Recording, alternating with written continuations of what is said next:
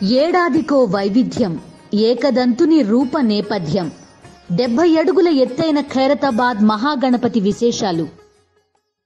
ఏపీలో అధికారం చేతికి రాగానే కూటమి పార్టీల నేతల్లో అసలు రంగులు బయటకొస్తున్నాయి. అన్నింట అన్ని చోట్ల టీడీపీ ఎమ్మెల్యేల పెత్తనమే కొనసాగుతోంది.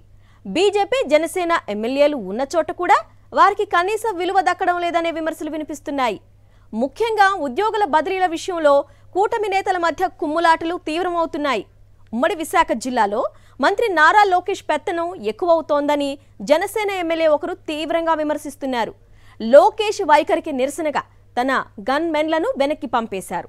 మిగిలిన జనసేన ఎమ్మెల్యేల పరిస్థితి కూడా దీనికి భిన్నంగా ఏమీ లేదు. ఇంతకీ జనసేన ఎమ్మెల్యే తీవ్ర నిర్ణయం వెనక ఏం జరిగింది? Watch the story.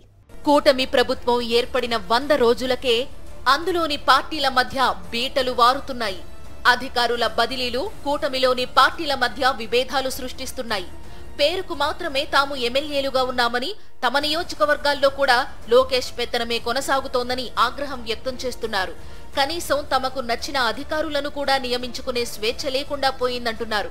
ఒకవైపు అనకాపల్లి ఎంపీ సీఎం రమేష్, మరొక వైపు సీఎం చంద్రబాబు తనయుడు మంత్రి నారా లోకేష్ తమ నియోజకవర్గాల్లో వేలు పెట్టి ఇష్టానుసారంగా అధికారులను నియమిస్తున్నారని మండిపడుతున్నారు. తమ నియోజకవర్గంలో తమకు తెలియకుండా జోక్యం చేసుకునే అధికారం సీఎం రమేష్, నారా లోకేష్ కు ఎవరు ఇచ్చారని జనసేన ఎమ్మెల్యేలు ప్రశ్నిస్తున్నారు. మంత్రి నారా లోకేష్ తీరును నిరసిస్తూ పెందుర్తి జనసేన ఎమ్మెల్యే పంచకర్ల రమేష్ బాబు తన గన్మెన్లను ప్రభుత్వానికి సరెండర్ చేశారు.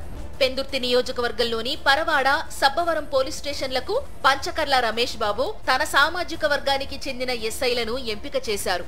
వారిద్దరికీ లెటర్లు కూడా ఇచ్చారు. పంచకర్ల రమేష్ బాబు ఇచ్చిన సిఫార్సు లెటర్లను పోలీసు ఉన్నతాధికారులు పరిగణనలోకి తీసుకోలేదు.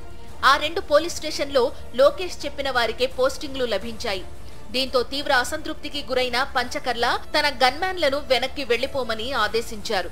అంతకుముందు పెందుర్తి నియోజకవర్గంలో ఎంఆర్ఓ, ఎంపీడీఓల బదిలీల్లోనూ పంచకర్లకు తీవ్ర నిరాశే మిగిలింది. ఇక్కడ కూడా అనకాపల్లి ఎంపీ సీఎం రమేష్ చెప్పిన వారికే పోస్టింగ్లు ఇచ్చారు. అప్పటి నుండి ప్రభుత్వంపై పంచకర్ల రమేష్ బాబు కారాలు మిరియాలు నూరుతున్నారు. ఉమ్మడి విశాఖ జిల్లాలో ఒక పంచకర్ల రమేష్ బాబే కాదు, మిగతా 3 జనసేన ఎమ్మెల్యేల పరిస్థితి కూడా ఇదే విధంగా ఉంది. అధికారుల బదిలీల్లో వారి మాటను టీడీపీ ఎమ్మెల్యేలు లెక్క చేయడం లేదు.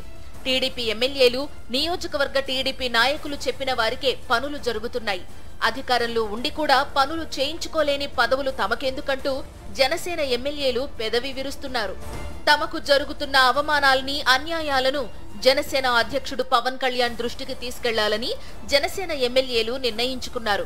అధికారుల బదిలీల్లో కనీసం పొత్తు ధర్మాన్ని కూడా ప్రభుత్వంలోని ముఖ్యులు పాటించడం లేదంటున్నారు.